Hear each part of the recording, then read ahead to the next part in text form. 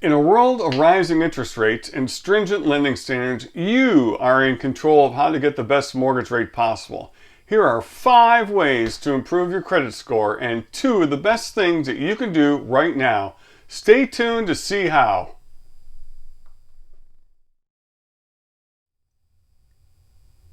As we continue our efforts to educate our real estate clients and the consumer community, I'd like to share with you the tips that we give our clients as we help them with their buying real estate needs. Getting positioned to be as strong as a buyer as possible is key to getting a home in today's market. Today, we're going to talk to you about how you can improve your credit score, because that is going to be key in determining how best of a mortgage rate you can get, or what kind of rate you can get, or the lowest rate you can get. And often it's based upon your credit score. To start with, there are 3 different credit reporting agencies: Equifax, Experian, and TransUnion. Each one of them maintains your credit information and your credit scores. And the first thing you want to do is to go to each one of them and those sites and request your free report. You are entitled to 1 free report from each one of these on an annual basis. So the first thing you want to do is find out what your credit score is and what is on there, and make sure you have nothing on there that is an error or something that you may want to dispute. So, step number 1, do that.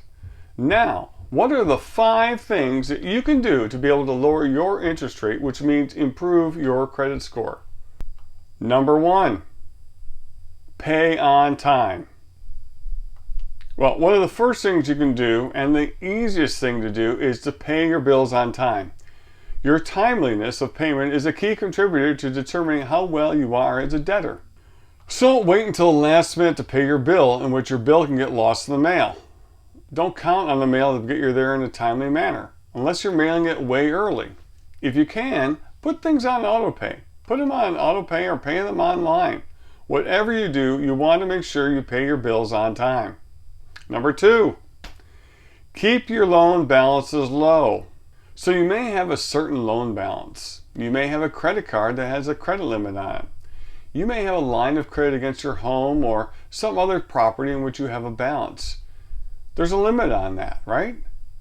But what we're talking about is how to keep that balance low. So just because you have the ability to borrow $3,000 on your credit card doesn't mean that you need to have a $3,000 balance. You're going to want like a $300 balance and a $3,000 credit limit, okay? You want to keep the balances low. That shows that 1, you're not maxing out your credit card and you're not living on the edge. 2, it demonstrates that you have discipline. And discipline is a very important thing for a creditor to be looking at, or a lender to be able to look at. They want to know, how disciplined is this borrower? Number 3, don't close old accounts.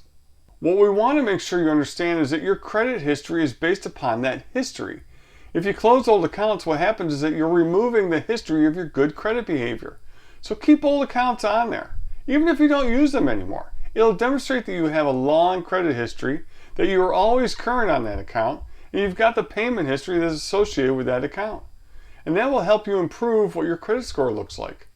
So don't go out there and say, I want to close this account. I want to remove this account from showing up on any credit reviews because I don't use it anymore. Keep the old accounts. If nobody's using them and they have a balance of 0, they're fully paid, clearly leave them there because they demonstrate long-term credit history. If you remove them, all of a sudden now your history gets shortened and you don't have as long a window to demonstrate your credit worthiness.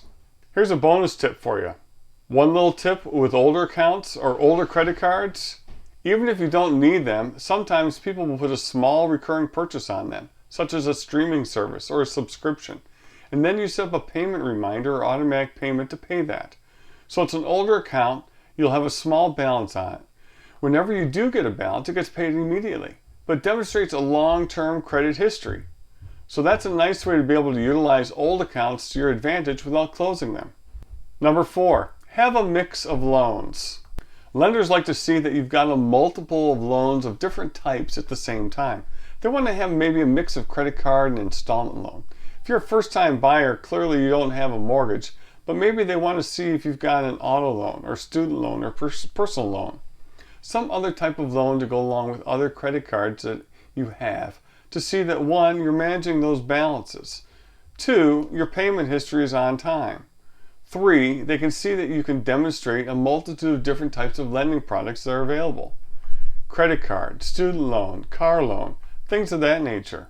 So that's something you can keep in mind as well. You have this mix of loans. But don't just start creating loans because you don't have any of this mix, because you can then start jeopardizing your credit because you start taking on too much debt. So just be careful of that. But if you have existing debt in multiple areas, that's going to be important. Number 5, don't apply for too much credit. Are you thinking about taking on new credit? You want to be watchful about adding a new credit card because that may hurt your credit score, especially where you see incentives to go buy something and pay it later. Let's say you go to the store and the salesperson says, hey, you know what? You can get an extra 10% off if you open up a credit card with us, or a store card, or some other brand card that you think, wow, great. I'll be able to put this on credit as well as get 10% off. That actually may hurt your credit score because 1, now you've created a new history, and that's a shortened history. 2, you've added a level of debt onto your loan amount of debt, and that may impact you as far as like debt to income ratios. In addition, they're probably going to do a hard pull on your credit, and every time they do that hard pull, it may raise a flag about you seeking debt. So you want to be careful about that. What you want to have a good understanding of is whether or not you really need this debt, and whether or not you think you're just taking it on because you're saving something or for convenience. In the longer term, it could jeopardize your credit score, which we were talking about trying to keep your credit score higher, because a higher credit score is going to help you get a better loan for your home. Remember the goal. You're trying to get the best mortgage rate possible so you can keep your housing payments manageable. Now there are 2 top ones that I want to talk to you about. I just gave you 5 here. I'm going to share with you the 2 top ones that are really going to give you a boost and help you get started. You have to keep in mind that this is a process.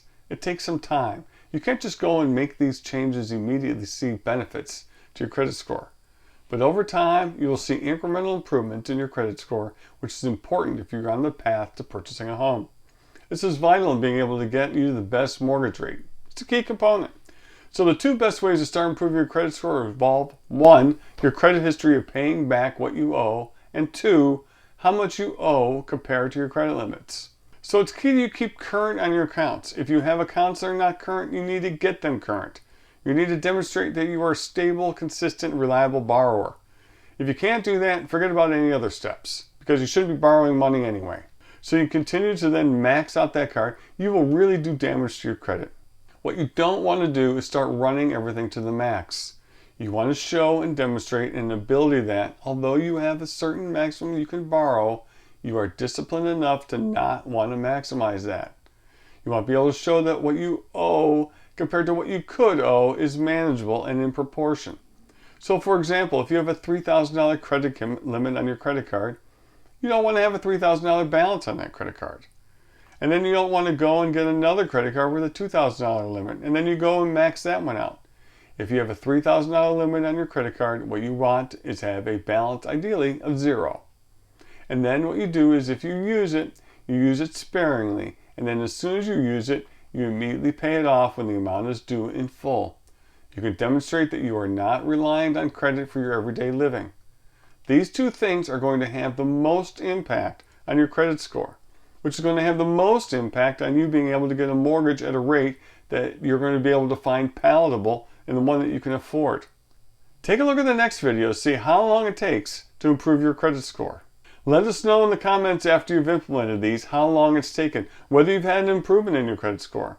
We work very closely with our mortgage lenders in our area to help our clients find houses with mortgage rates that are acceptable to them. The first thing we do is get them in touch with the lender and work out their buying power, where they stand as far as what kind of mortgage they can get, and to position them to be the best and strongest buyer possible.